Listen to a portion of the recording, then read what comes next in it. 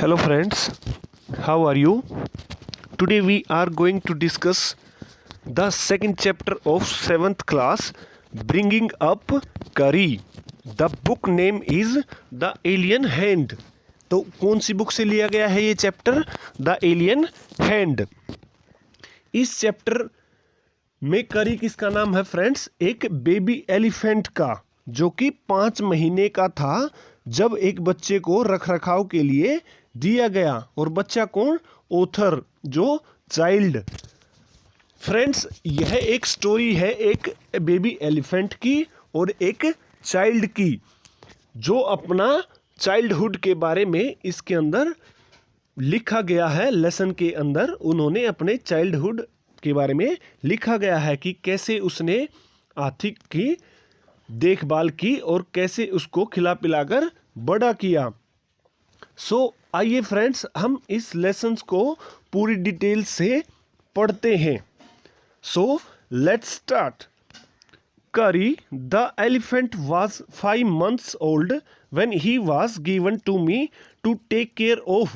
I was 9 years old and I could reach his back if I stood on tiptoe.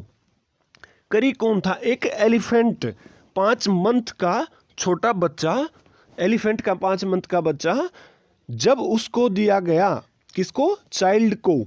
I was 9 year old, तो वो कितने साल का था? 9 साल का। I could reach his back if I stood on tiptoe, वो उसकी बैक तक पहुंच सकता था अगर वह टिपटो, टिपटो मीन्स अपनी पैर की उंगलियों के ऊपर खड़ा होता, तो वह उसकी बैक तक पहुंच सकता था, जैसा कि इस इमेज में दिखाया गया है। He seemed to remain that high for nearly 2 years. We grew together. That is probably why I never found out just how tall he was. तो मेरे को इतना ही ऊंचा वो लगभग 2 साल तक दिखाई दिया था, क्योंकि हम लोग एक साथ बढ़ रहे थे, इसीलिए मेरे को नहीं लगा कि वो अब ज़्यादा बड़ा हो गया है, लगभग 2 साल तक। ही लिव्ड इन ए पवेलियन, वह एक पवेलियन के अंदर रहता था। पवेलियन मीन्स शेड, जैसे जानवरों के लिए क्या बना दिया जाता है फ्रेंड्स अपने घर में? शेड। उसको हम के इस लेसन के अंदर क्या कहा गया है? Pavilion. Under A thatched roof which rested on thick tree stumps so that it could not fall in when Curry bumped against the poles as he moved about. Meaning कि वह पवेलियन के अंदर रहता था, जो कि पवेलियन क्या था? एक थैच्ड रूफ। क्या हुआ फ्रेंड्स? सूखे भूसे की बनी हुई छत, जो कि 3 ट्री स्टम्प्स मीन्स ट्री के जो स्टेम होते हैं, तने होते हैं, बड़े बड़े तनों के ऊपर खड़ा था। सो दैट, ताकि वह गिरे नहीं। जब करी बम्प्ड आते जाते वक्त उसके साथ हिट करे, उसको साथ भिड़े, तो वह छत उससे गिरे नहीं, इसलिए उसको सपोर्ट के लिए 3 लकड़ी के ट्रीज के स्टेम्स के ऊपर रखा गया था। One of the first things Curry did was to save the life of a boy. उनमें से एक चीज करी ने क्या की थी? एक लड़के की जान बचाई थी। Curry did not eat much, but he nevertheless needed 40 pounds of twigs a day to chew and play with. करी इतना ज़्यादा नहीं खाता था, लेकिन फिर भी हर रोज़ उसको 40 पाउंड्स, ट्विग्स क्या होते हैं फ्रेंड्स? टेंडर्स, ब्रांचेस, शाखाएं, किसकी? ट्रीज की, सॉफ्ट, जिनको जानवर खाते हैं, एलिफेंट्स चबाते या खाते हैं, उसको चबाने के लिए और खेलने के लिए। Every day I use to take him to the river in the morning for his bath, मैं हर सुबह उसको बाथ के लिए रिवर में ले जाता था। He would lie down on the sand bank while I rubbed him with the clean sand of the river for an hour. तो वह सैंड बैंक मतलब रेत के किनारे पर लेट जाता था। जब मैं उसको रगड़ता था, क्लीन करता था सैंड से, मिट्टी से, 1 घंटे के लिए, तो वहाँ पर वह लेटा रहता था। After that, he would lie in the water for a long time. On coming out, his skin would be shining like ebony and friends इसका मीनिंग क्या हुआ, जब वह उसको 1 घंटे के लिए रगड़ता उसके बाद क्या करता, वह पानी में लंबे समय तक पड़ा रहता, ऐसे लेटा रहता. On coming out his skin, उसकी स्किन जब बाहर निकलता था वो कैसी दिखाई देती थी, इबोनी. इबोनी क्या है, एक वुड का, लकड़ी का नाम है जो कि ब्लैक होती है, चमकती हुई ब्लैक लकड़ी की तरह दिखाई देता था. He would squill. स्क्विल का मीनिंग क्या हुआ फ्रेंड्स, वह चिल्लाता, चिंघाड़ता था, आवाजें निकालता था. विद प्लेजर, बड़ी खुशी से. As I rubbed water down his back, और जब मैं उसकी पीठ के नीचे या उसकी पीठ के ऊपर पानी के साथ उसको रब करता था, रगड़ता था. Then I would take him by the ear, फिर मैं उसको कान पकड़कर निकालता था. Because that is the easiest way to lead an elephant. यह सबसे आसान रास्ता होता है किसी भी एलिफेंट को लीड करने के लिए. And leave him on the edge of the jungle while I went into the forest to get some luscious twigs for his dinner. और मैं उसको जंगल के किनारे पर छोड़ देता जब मैं उसके लिए कुछ टेस्टी, ल्यूसिशियस का मीन्स क्या हुआ फ्रेंड्स, टेस्टी. ट्विग्स मैंने आपको बताया था टेंडर्स और ब्रांचेस लेने के लिए जाता था उसके डिनर के लिए, तो वह जंगल के बाहर ही खड़ा हो जाता था. One has to have a very sharp hatchet to cut down this twigs. किसी के पास एक बहुत शार्प नुकीली हैचेट. हैचेट का मीनिंग क्या हुआ फ्रेंड्स, एक्स होनी चाहिए इन ट्विग्स को काटने के लिए. It takes half an hour to sharpen the hatchet. तो इसमें कितना समय लगता है फ्रेंड्स, आधा घंटा अच्छी तरह से इसको शार्प करने के लिए. Because if a twig is mutilated an elephant will not touch it. अगर यह ट्विग अच्छी तरह से ना कटे तो उस डिसफिगर्ड, मतलब अगर किसी भी कुल्हाड़ी के साथ पेनी कुल्हाड़ी नहीं होगी तो उसके साथ काटेंगे तो वो अच्छे तरह से नहीं कटेगा और बीच में से फट जाएगा, फिर एलिफेंट उसको हाथ तक नहीं लगाता. It was not an easy job to get twigs and saplings for curry.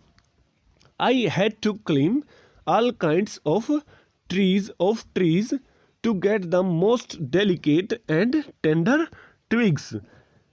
में इतना आसान काम नहीं था. ट्विग्स और सैपलिंग्स क्या होते हैं फ्रेंड्स, पत्ते वगैरह, घास फूस और पत्ते वगैरह करी के लिए लाने के लिए, तो मेरे को हर प्रकार के ट्रीज के ऊपर चढ़ना पड़ता था.